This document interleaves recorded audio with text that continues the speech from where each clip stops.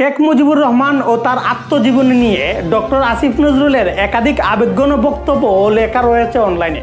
সেখানে তিনি শুধু শেখ মুজিবুর রহমান নয়, শেখ হাসিনাকেও প্রশংসায় ভাসিয়েছেন।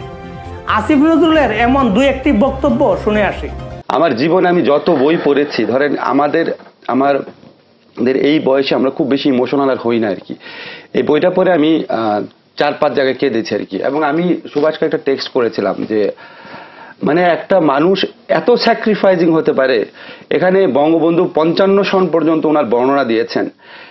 এই বই পড়লে মানুষের হতবাক, বিস্মিত, মানে অকল্পনীয় একটা রিয়ালাইজেশন সামনে যাওয়া ছাড়া উপায় নাই।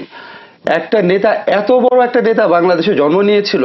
আমার প্রথম কষ্ট এই বইটা পড়ে যে এত বড় একটা নেতা বাংলাদেশে জন্ম নিয়েছিল, আমরা কোনোদিনও রিয়ালাইজ করতে পারলাম না until the publication of this book. আমি রাজনীতির বই কম পড়ি নাই। বঙ্গবন্ধু নিয়ে যারা লিখেছেন তাদের যে কোনো বইয়ের চেয়ে বঙ্গবন্ধুর নিজের আত্মজীবনী অনেক অনেক বেশি অসাধারণ ইন টার্মস অফ এভরিথিং।